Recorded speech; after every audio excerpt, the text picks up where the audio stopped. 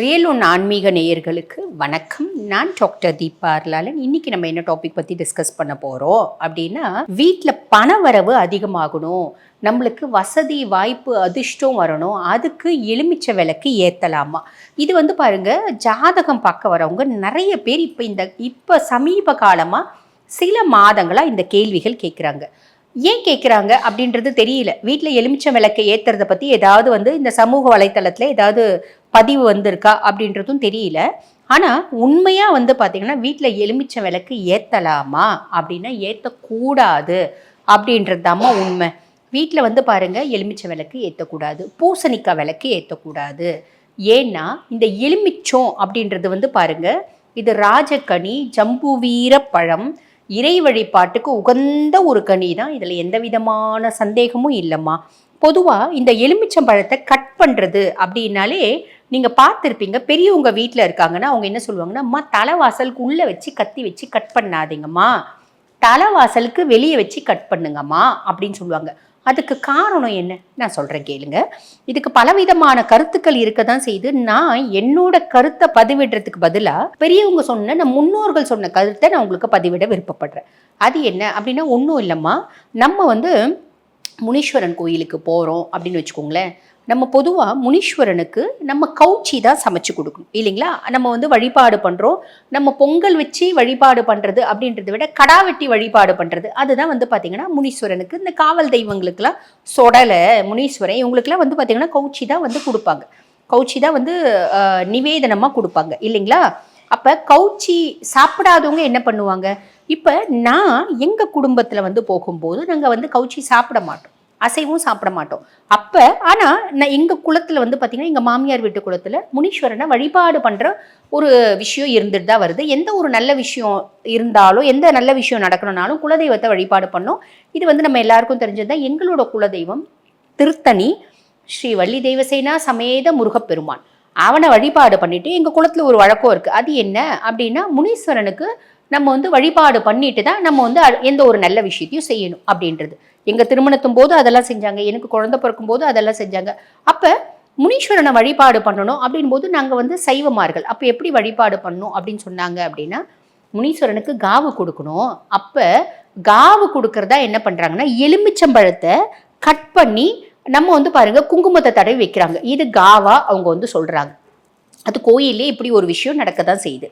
அப்போ பொதுவாகவே அந்த எலுமிச்சம்பழம், அதே மாதிரி நம்ம பூசணிக்காயை வெட்டி அதுக்கு பார்த்திங்கன்னா நல்ல குங்குமம் தடவி, மஞ்சளும் குங்குமம் தடவி வைக்கிறாங்க. இதையும் பார்த்திங்கன்னா ஒரு பலி கொடுக்கறதா, சைவ பலி அப்படின்ற வார்த்தையே சொல்கிறாங்க.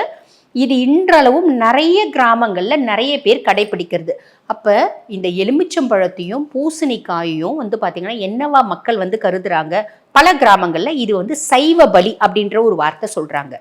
அப்போ சைவ பலி அப்படின்னு ஒரு வார்த்தை சொல்கிறதுனால நம்ம இப்போ நான் என்னோட தனிப்பட்ட விஷயத்தில் நாங்கள் எலுமிச்சம்பழம் விளக்கு வீட்டில் ஏற்றலாமம்மா செல்வ வசீகரத்துக்கு அப்படின்னு கேட்டால் வேண்டாம் அப்படின்னு தான் சொல்லுவேன். காரணம் என்னென்னா, சைவ பலி அப்படின்னு ஒரு வகுப்பினர் அதை நினைக்கிறதுனால, பல கிராமங்களில் இன்றளவும் அதை சைவ பலியாக நினைக்கிறதுனால, நீங்களும் பாருங்கள், நம்ம இப்போ நாங்கள் என்ன பண்ணுவோம், நம்ம சக்கரை பொங்கல் இப்போ முனீஸ்வரனை கும்பிடும்போது அங்கே போய் கோயிலில் பொங்கல் வைப்போம். சக்கரை பொங்கல் வச்சுட்டு அந்த சைவ பலி கொடுத்துட்டு அவரை வேண்டிட்டு வர்றது. அவருக்கு சாராயம் சுருட்டு அதெல்லாம் நாங்கள் வைக்கிறது இல்லை. அதே மாதிரி கவுச்சியும் அசைவமும் சமைக்கிறது இல்லை. எங்கள் வம்சத்தோட வழக்கம், எங்கள் பரம்பரை வழக்கம். இந்த மாதிரி நிறைய சைவமார்கள் அந்த இடத்துல செய்கிறாங்க. இது நாங்கள் மட்டும் இல்லை, நிறைய குடும்பத்தில் நீங்களும் கேள்விப்பட்டிருப்பீங்க. இதை சைவ பலியாக பூசணிக்காயை உடைச்சி அவருக்கு பூசணிக்காய்க்குள்ளே நல்லா கட் பண்ணி நல்லா மஞ்சளும் குங்குமம் வச்சு அவருக்கு ஒரு பலியாக கொடுக்கறது. சாராயம் கொடுக்கறது இல்லை, எலுமிச்சம்பழத்தை வைக்கிறது. இது சுடலைக்கு பண்ணுறதும் உண்டு. அதே மாதிரி பார்த்திங்கன்னா மதுரை வீரனுக்கு பண்ணுறதும் உண்டு.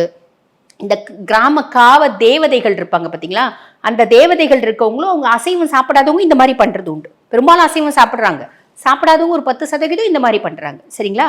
அப்போ சைவ பலி அப்படின்னு இதை நினைக்கிறதுனால நம்ம இந்த எலுமிச்சம்பழ விளக்கை வீட்டில் ஏற்றக்கூடாது. இப்போ நிறைய பேர் பாருங்க, வீட்டில் திருஷ்டிக்கு எலுமிச்சம்பழத்தை கட் பண்ணி நல்ல மஞ்சளும் குங்குமமும் தடவி வைக்கிறாங்க. வைக்கக்கூடாது அப்படின்றது இல்லை, கட் பண்ணுறது உள்ளே கட் பண்ணக்கூடாது, வாசலுக்கு வெளியே தான் வச்சு கட் பண்ணணும். ஏன்னா ஒரு உயிரை பலி கொடுக்குற மாதிரி பாவிக்கிறாங்க. அப்போ அந்த விளக்கு ஏற்றினா அதிர்ஷ்டம் வருமா அப்படின்னா அதெல்லாம் நம்ம ஏற்றணுன்றது இல்லைம்மா. எலுமிச்சம்பழ விளக்கு நம்ம கோயிலில் ஏற்றலாம், தப்பு இல்லை. துர்கைக்கு ஏற்றுறாங்க இல்லைங்களா? துர்கைக்கு எலுமிச்சம்பழ விளக்கு ஏற்றுறது, பரிகார விளக்கு நம்ம கோயிலில் ஏற்றலாம். எலுமிச்சம்பழ விளக்கு வீட்டில் எலுமிச்சம்பழ விளக்கு ஏற்றாதீங்க. அப்போ அதிர்ஷ்டத்துக்கு நாங்கள் என்னம்மா பண்ணணும்? நல்லா உழைங்க. அதுக்கு மேலே உழைப்புக்கு மேலே நம்ம அதிர்ஷ்டத்துக்கு என்ன விளக்கு ஏற்றலாம் அப்படின்னா அதையும் நான் உங்களுக்கு சொல்கிறேம்மா. இந்த எலுமிச்சம்பழ விளக்கு ஒதுக்கி வச்சுடுங்க. மருதாணி விளக்கு ஏற்றலாம். மருதாணி எத்தனையோ வரம் வாங்கியிருக்கம்மா, அது ஒரு பதிவாகவே உங்களுக்கு கொடுக்குறேன். அதாவது மருதாணி தான் இருக்கும் இடத்துல நல்ல செல்வ செழிப்பு, சந்தோஷம், குதூகலம், ஒத்துமை, நிம்மதி எல்லாமே கிடைக்கணும் அப்படின்னு அவள் வரம் வாங்கியிருக்கா. ஆக அந்த மருதாணி இன்றளவும் பூமியில் வந்து பார்த்தீங்கன்னா மருத வாசனையை வச்சு நம்ம செய்கிறோம் அப்படின்னும் போது அவள் வாங்கின வரத்தினோட ஒரு பயனால நமக்கு இது எல்லாமே கிடைக்கும். அப்போ இந்த மருதாணி விளக்கு எப்படிமா ஏற்றலாம் அதையும் சொல்கிறேம்மா. பொதுவாக நம்ம வந்து பாருங்கள், பரிகார பிரதான விளக்கு, பொது விளக்கு அப்படின்றது நம்ம வீட்டில் எப்பயுமே இருக்கணுமா. அது நீங்கள் காமாட்சி அம்மன் விளக்கு வச்சுக்கோங்க. இந்த மாதிரி செல்வ செழிப்பு, குடும்ப ஒத்துமை, நம்மளுக்கு வந்து பாருங்க சக்ஸஸ், இந்த மாதிரி நிறைய விஷயம், வெற்றி, இந்த மாதிரி நிறைய விஷயம், வேலை கிடைக்க, இந்த மாதிரி விஷயத்துக்கெல்லாம் நம்ம பரிகார விளக்குன்னு ஏற்றுறோம் பார்த்தீங்களா. இதெல்லாம் 11 நாள், 21 நாள், 48 நாள் ஏற்றணுமா. அதில் இந்த மருதாணி விளக்கும் நீங்கள் 21 நாள் ஏற்றிக்கோங்க. இது எப்படி ஏற்றணும் அப்படின்னா, ஒரு மண் தட்டு வாங்கிக்கோங்க, ஒரு பெரிய அகல் வாங்கிக்கோங்க. அந்த மண் தட்டு நல்லா கழுவிட்டு தொடச்சிட்டு அதுக்கு சந்தனம் மஞ்சள் குங்குமம் வச்சுக்கோங்க. அந்த அகலுக்கும் சந்தனம் மஞ்சள் குங்குமம் வச்சுட்டு அதில் வந்து பார்த்தீங்கன்னா தாமரைத்தண்டு திரி போட்டுக்கோங்க. அந்த விளக்குல நெய் போட்டுக்கலாம், அப்படி இல்லை ஆமணக்கு எண்ணெய் போட்டுக்கலாம், இல்லைன்னா விளக்கெண்ணெய் போட்டுக்கலாம். அந்த தட்டில் மருதாணி பூ ரொப்பிடுங்க. மருதாணி பூ அழகாக வச்சுட்டு அதுக்கு மேலே விளக்கு வச்சு கிழக்கு பார்த்த மாதிரி ஏற்றணும். அம்மா மருதாணி பூ கிடைக்கலம்மா, மருதாணி பூக்கும் அந்த தன்மைன்றது உண்டு தான், மருதாணி இலைக்கும் உண்டு. எனக்கு மருதாணி பூ வச்சு நீங்கள் அந்த விளக்கு ஏற்றலாம், இல்லை மருதாணி இலை வச்சு ஏற்றலாம், ரெண்டுமே கிடைக்கலாமா. மருதாணி பொடி நாட்டு மருந்து கடையில் கிடைக்கும். அந்த மருதாணி பொடி வச்சு அதில் விளக்கு ஏற்றி உங்களோட வழிபாடு நீங்கள் வேண்டிக்கோங்க. யாரை வழிபாடு பண்ணலாம்? மகாலட்சுமி தாயாரை வழிபாடு பண்ணலாம், அதுக்கும் மேலே குபேரனை வழிபாடு பண்ணலாம், சுக்கிரனை வழிபாடு பண்ணலாம். அப்படி வழிபாடு எப்படி பண்ணும்? அவங்களோட மந்திரத்தை ஜெபிங்க. நீங்கள் மருதாணி விளக்கு அப்படின்னாலே மகாலட்சுமி தாயாரை வழிபாடு பண்ணுங்க. மகாலட்சுமி தாயாரோட கடகத்தாரா ஸ்தோத்திரம், அந்த ஸ்தோத்திரத்தை பாராயணம் பண்ணிட்டு தாயாருக்கு ஒரு நிவேதனம், அந்த விளக்கு ஃபோட்டோ வச்சுக்கோங்க. அதுக்கு முன்னாடி இந்த மருதாணி விளக்கு வச்சு அதுக்கு வந்து நிவேதனம் பண்ணுங்க. நிவேதனம் மகாலட்சுமி தாயாருக்கு பிரியமான வஸ்து பால் சம்பந்தப்பட்ட பொருட்கள். தாயார் உங்ககிட்ட வந்து சொன்னாலம்மா, என்கிட்ட சொல்லலம்மா, தாயார் எனக்கு பிரியமானது அப்படின்னு 108 வஸ்துக்கள் சொல்லியிருக்கா. ஒரு முறை பிருகு முனிவர்கிட்ட சொல்லியிருக்கா, ஒரு முறை நாரதர்கிட்ட சொல்லியிருக்கா. அதில் பிரியமான வஸ்துன்னு அவ சொன்னது பால் சம்பந்தப்பட்ட நிவேதனங்கள் எனக்கு அதீத பிரியம் அப்படின்னு சொல்லியிருக்கா.